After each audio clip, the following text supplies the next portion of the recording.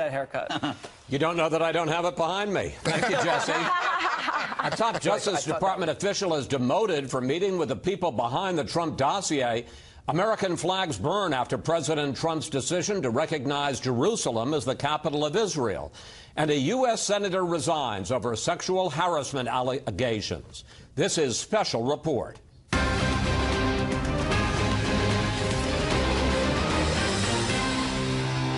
Good evening. Welcome to Washington. I'm Chris Wallace in for Bret Baier. We begin with a Fox News exclusive. A senior official with the Justice Department has lost one of his jobs tonight in the latest revelations of connections between the nation's top law enforcement agencies and the authors of the so-called Russia dossier on then-candidate Donald Trump. All this as the new head of the FBI defends his agency against charges of bias from the president. We have Fox team coverage. Catherine Herridge on Capitol Hill, where FBI Director Christopher Wray was on the hot seat. But first, Chief Washington Correspondent James Rosen and another black eye for the Department of Justice. Good evening, James. Chris, good evening. While Democrats remain focused on allegations of possible collusion between the Trump campaign and the Kremlin, and on the possibility that the president may have committed obstruction of justice to derail the probe into those allegations, Republican lawmakers have increasingly zeroed in on a whole other angle, namely whether America's top law enforcement agencies may have relied on Democratic-funded opposition research on then-candidate Trump to launch surveillance targeting his campaign.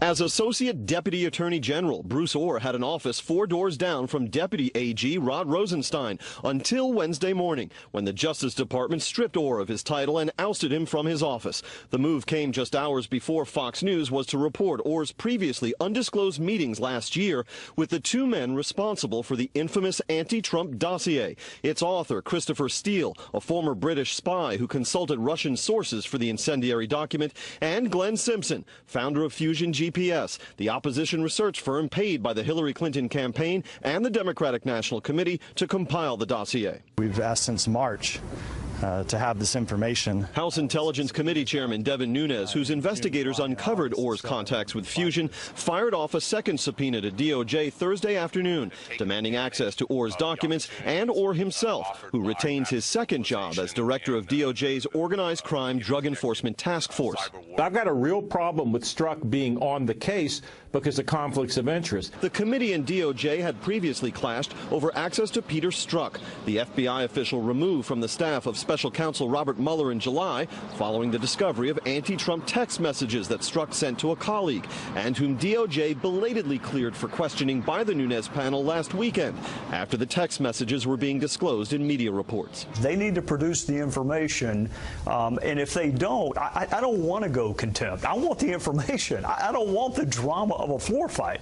But if we have a floor fight, it'll be because the department picked one, not us. The dossier was given to the FBI in July 2016, around the same time that Donald Trump accepted the Republican nomination. Former FBI Director James Comey has described it as a compendium of salacious and unverified material about Mr. Trump and his associates. Congressional investigators have sought to determine whether the Democratic-funded dossier was used to obtain FISA surveillance on Trump campaign advisor Carter Page. Does that mean that the dossier is not being reviewed or investigated or followed up on in any way?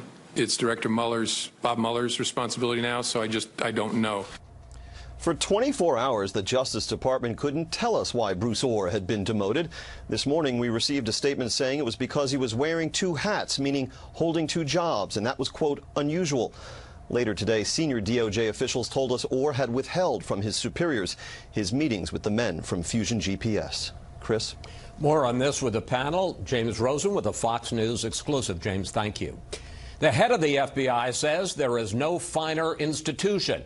Christopher Wray spent much of his testimony before a House panel sticking up for his people in the wake of allegations of bias from the president and his supporters. Chief Intelligence Correspondent Catherine Herridge has more. The FBI that I see is tens of thousands of agents and analysts and staff working their tails off to keep Americans safe from the next terrorist attack. FBI Director Christopher Wray responded to the president's weekend tweet that the FBI is in tatters after the 3-year tenure of Director James Comey. We make mistakes. You bet we make mistakes, just like everybody who's human makes mistakes. Wray was pressed on agent Peter Strzok, who sent anti-Trump texts, and during the Clinton email probe changed the phrase grossly negligent to extremely careless in Comey's July 2016 statement that recommended against criminal charges. Gross negligence is the legal standard for criminal prosecution. Would it be accurate to say that a senior FBI official changed the wording of the director's statement to ensure that Secretary Clinton was not liable under the Espionage Act? I think it would not be appropriate for me to speculate about what the Inspector General will or will not find. Strzok was fired from the special counsel Robert Mueller's probe over the summer. He gets kicked off for a text message that's anti-Trump. If he kicked everybody off Mueller's team who was anti-Trump, I don't think there'd be anybody left. So there's got to be something more here. On the Clinton email investigation and allegations of political bias, Wray said he's waiting for the internal review by the Inspector General. If he were to conclude that that's what happened, then I think at that point we're in a situation where we have to assess what else might need to be done to unring that bell. Democrats question whether Wray got the same White House treatment as the fired FBI director. Has President Trump ever asked you for loyalty? I have never been asked by the president to take any kind of loyalty oath. My loyalty is to the Constitution. And they leveled strong criticism. We have sat here for almost 2 hours and have heard nary a word from my Republican colleagues about Russian interference in our election. And based on the talking points that we've heard that sound so eerily familiar to those coming from the President of the United States,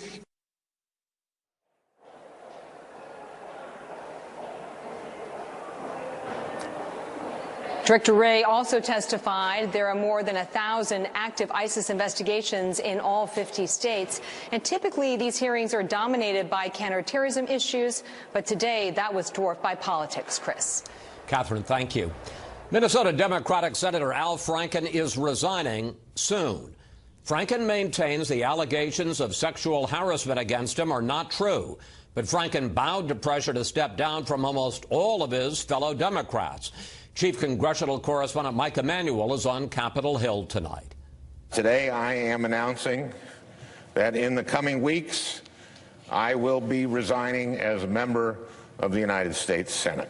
Under intense pressure from fellow Democrats, Minnesota Senator Al Franken gave in, but not without taking a few parting shots at two of the left's favorite targets, President Trump and Roy Moore. There is some irony in the fact that I am leaving while a man who has bragged on tape about his history of sexual assault sits in the Oval Office, and a man who has repeatedly preyed on young girls campaigns for the Senate with the full support of his party.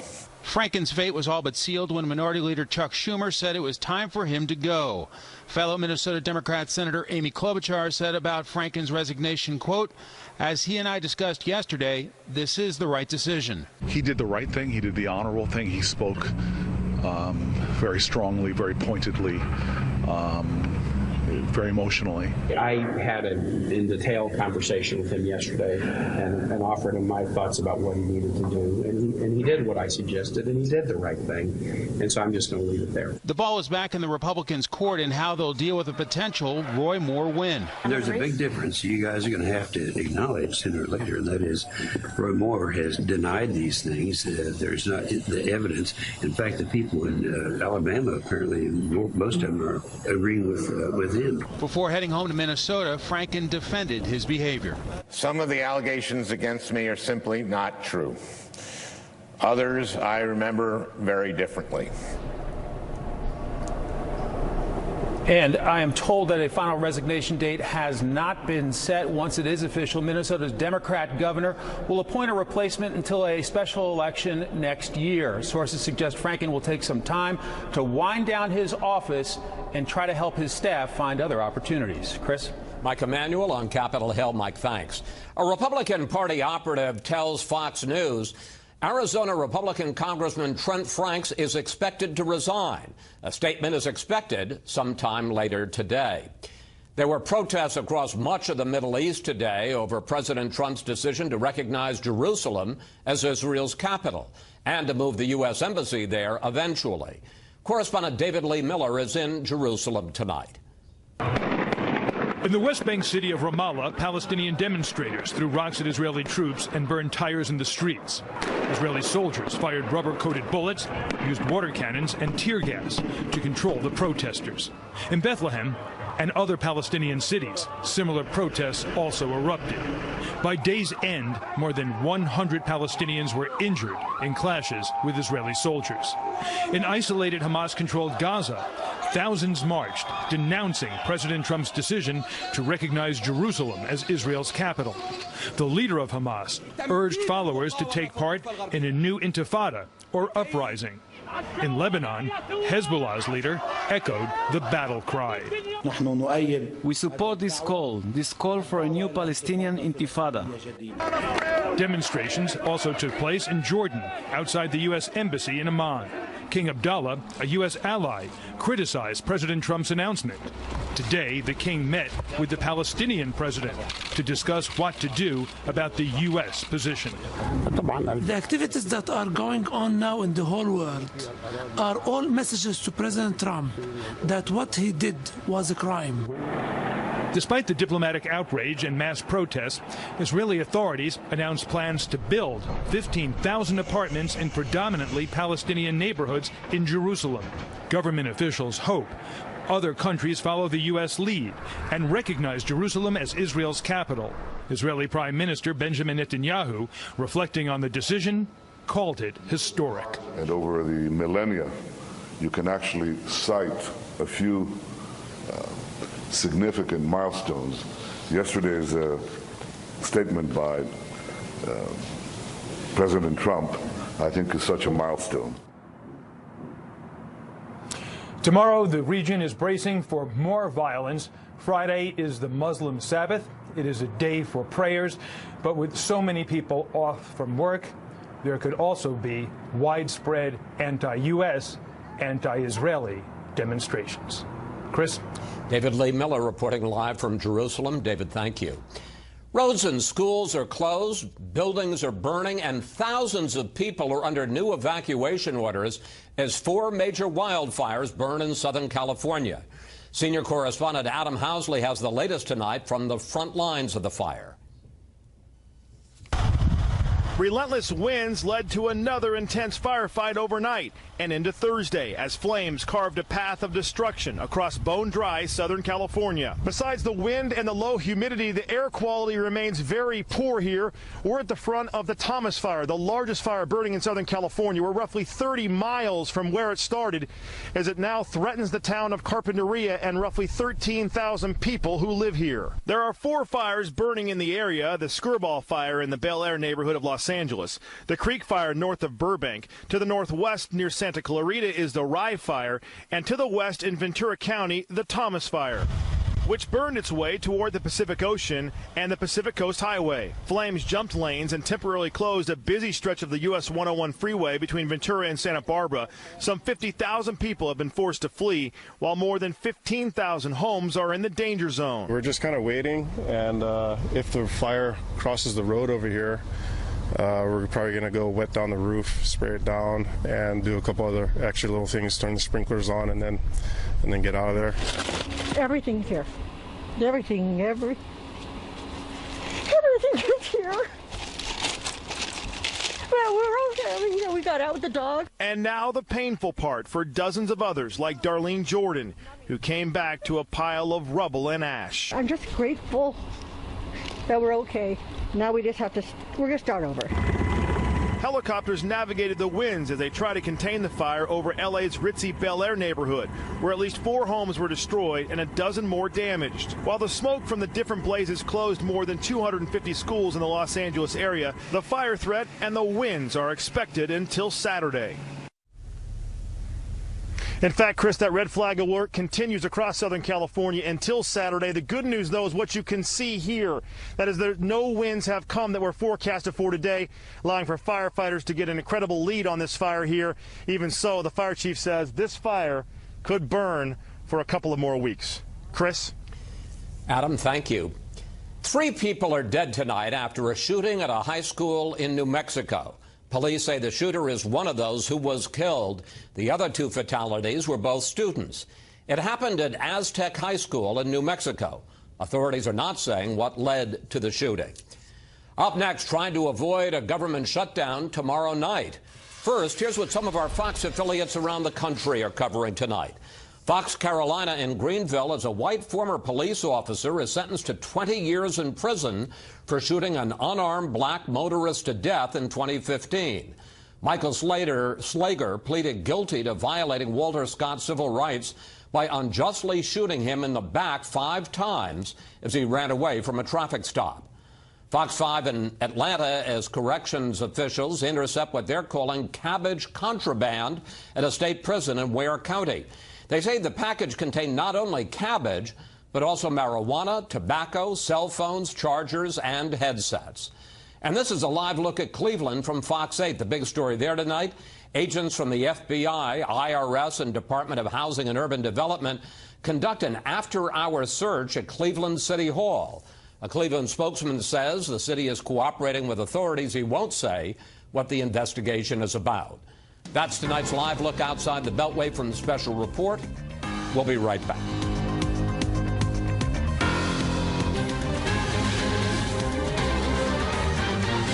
Congress has passed a bill to extend government financing for 2 weeks and avoid a partial shutdown that was set for the stroke of midnight Saturday morning. But there is still plenty of disagreement about what a long-term budget should look like. We have Fox team coverage. Peter Ducey on Capitol Hill with what's in those spending proposals. But first up, correspondent Kevin Corke at the White House with some political peace talks today. Hello, Kevin. Yeah, you're right about that, Chris. Quite a difference in tone, especially when you consider the last time Democratic leaders were here at the White House. They stood up the president, you may remember, instead of showing up to the invitation because of a tweet by the president. Well, this time, a much different tone, as I pointed out, congenial to say the least. I think that's reflective of a sense of urgency. We're all here as a very friendly, well-unified group.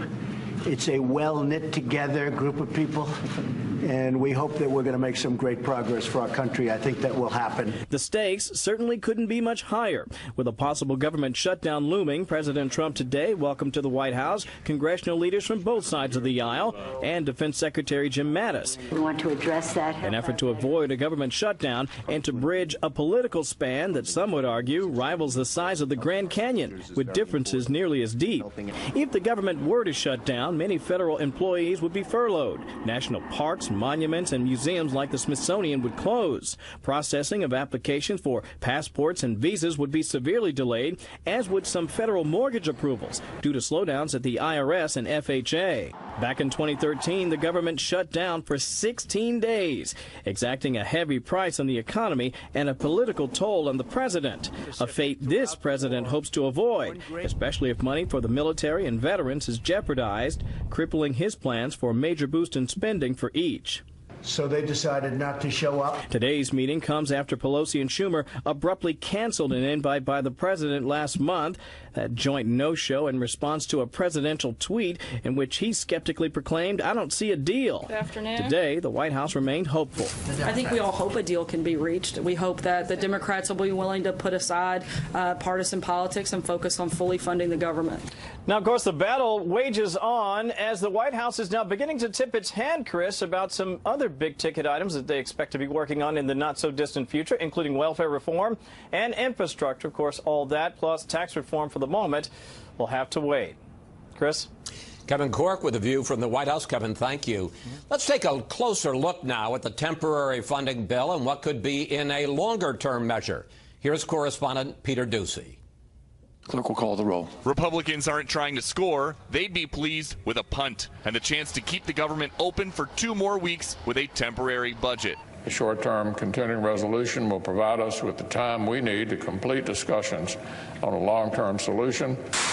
That long-term solution faces longer odds of easily passing. Republicans put Pentagon spending at the top of their wish list for this package that would run through September 2018. Well, obviously, level of defense spending is always big, and Senator McCain and others are very concerned about where we are.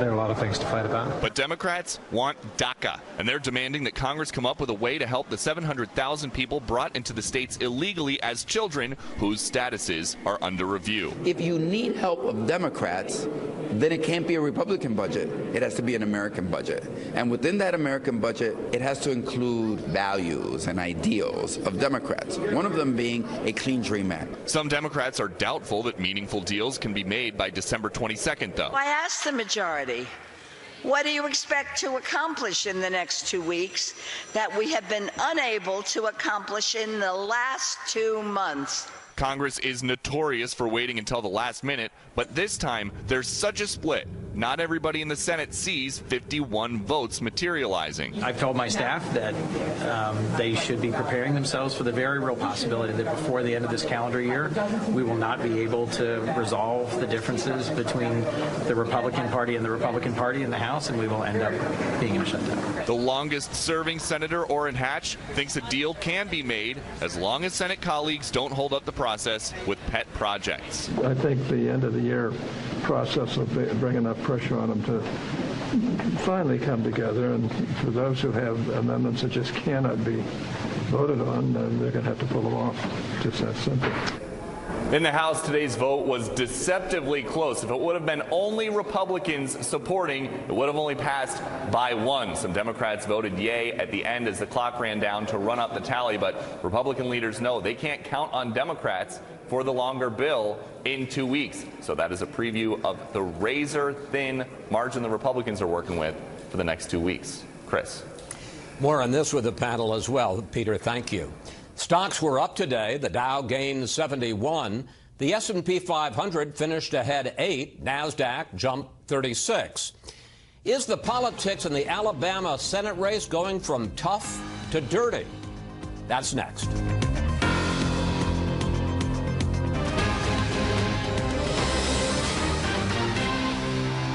The nasty Alabama Senate campaign is getting even nastier tonight.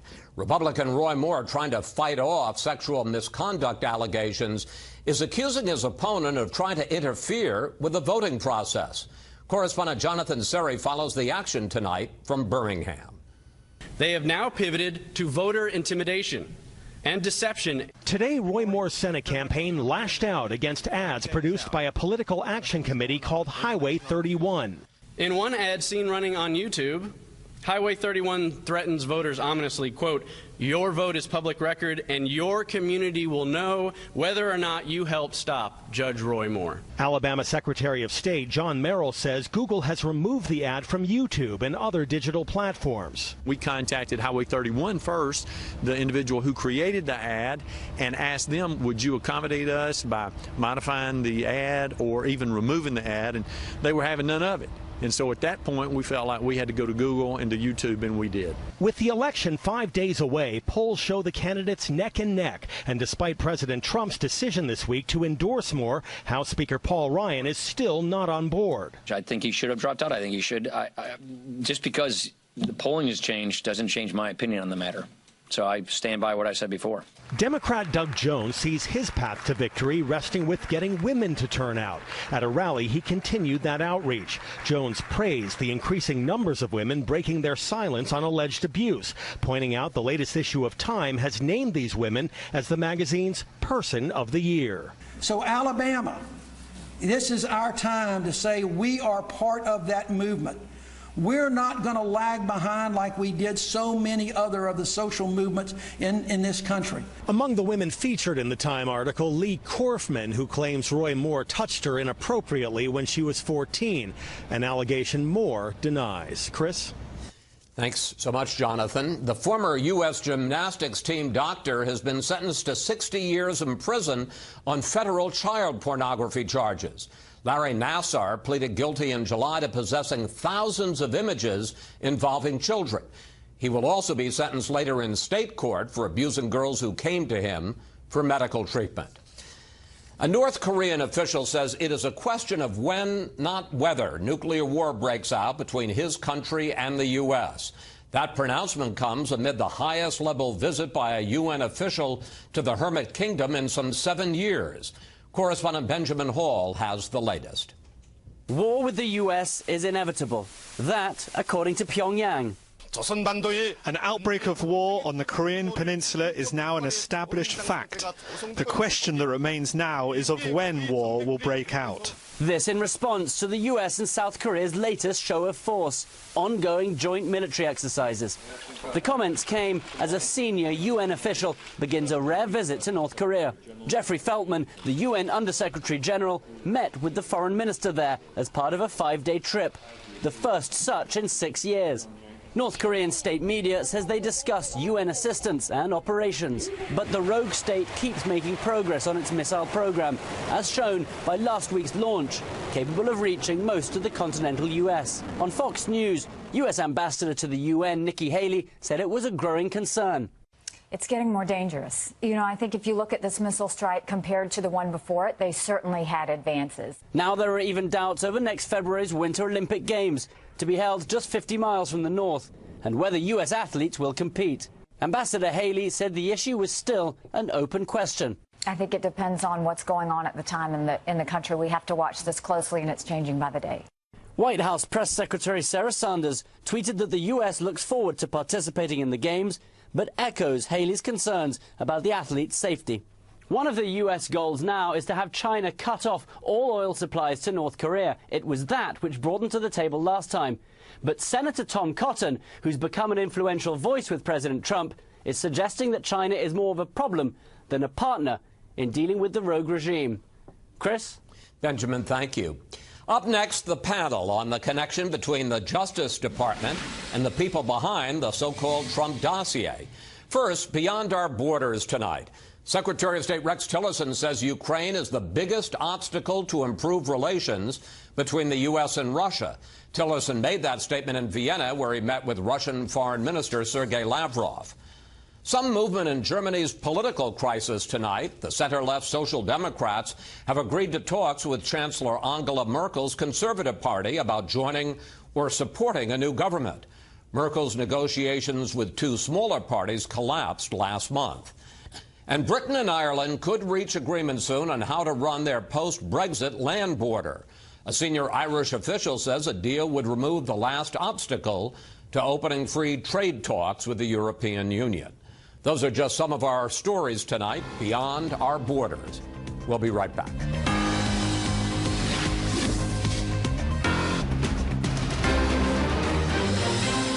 Was Peter Strzok involved in coming up with the conclusion that the FBI reached about Russia, whatever involvement they had when they issued a report after the election?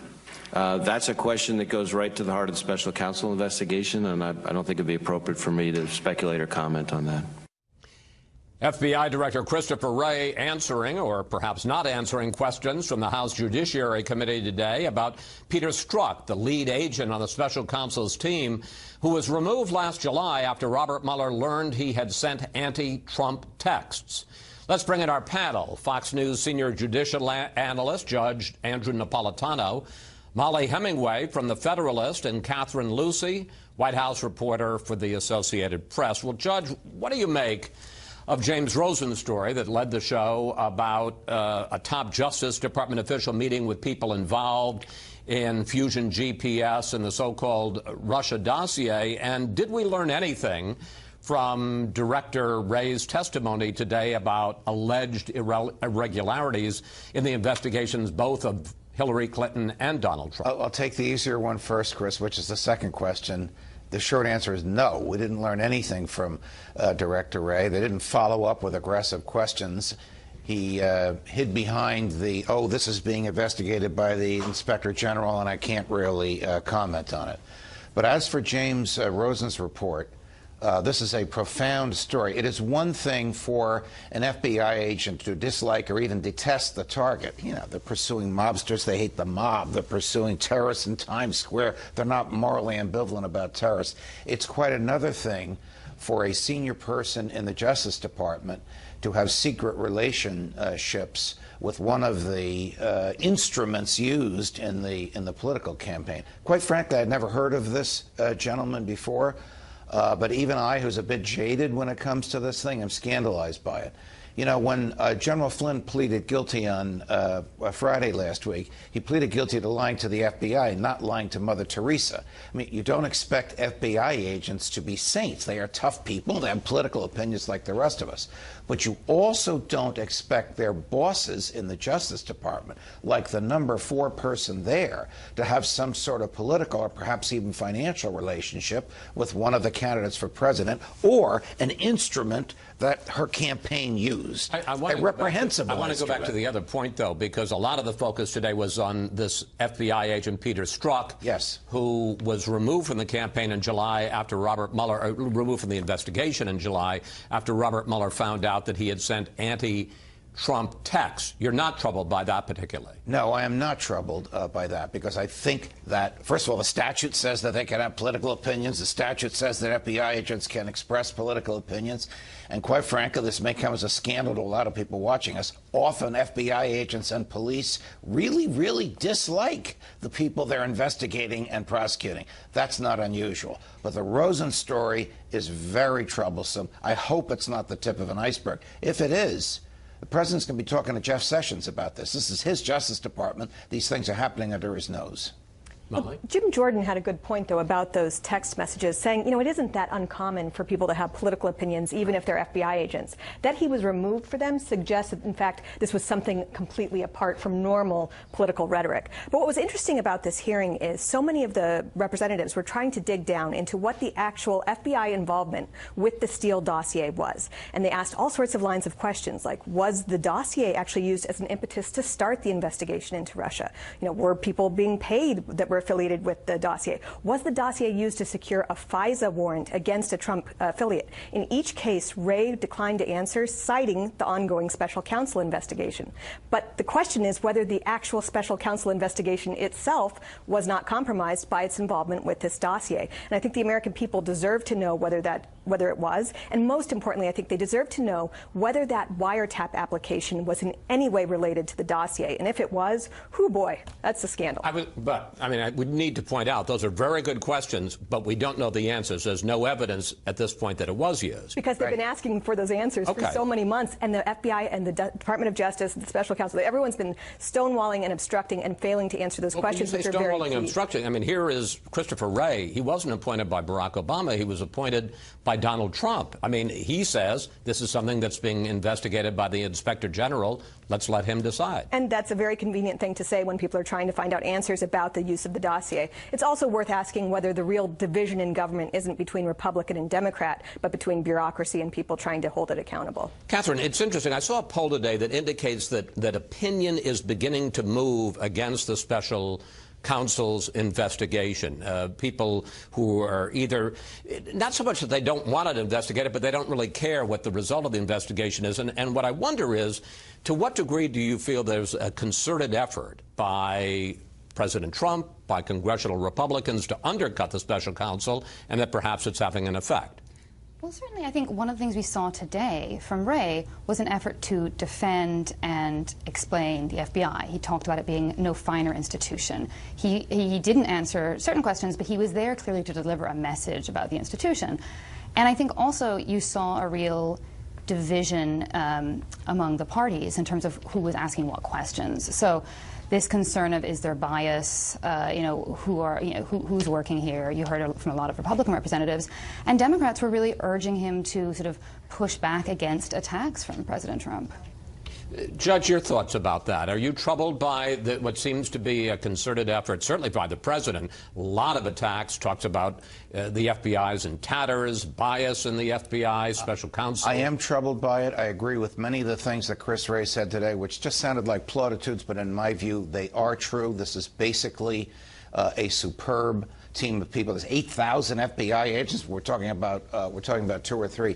But big picture here, Chris, it is very dangerous for defendants, potential defendants, people being investigated, to commence the investigation of the investigators. The government is presumed to be a valid government. Its investigation, here I am, the libertarian, saying this, its investigation is presumed to be valid. This is what defense lawyers do in these high-powered criminal cases attack the morality of the government that is prosecuting them. We should be looking for the truth as to what happened here, not the moral worth of the people doing the investigation. But that's why it is so incumbent upon the FBI to come clear with some of these questions that people have about their involvement with the dossier. I think people do want to believe they want to believe they can trust the FBI, but they have no reason right now until they get more information. But the administration will do irreparable harm if it begins to undermine the FBI because of the political opinions of some of its agents. But Molly does make a point. I mean, it's not just what they were saying to this committee. I mean, Congress does have oversight. Yes. And they've been asking for months for some of this information. I mean, I'm not sure I understand why it should be classified or not held to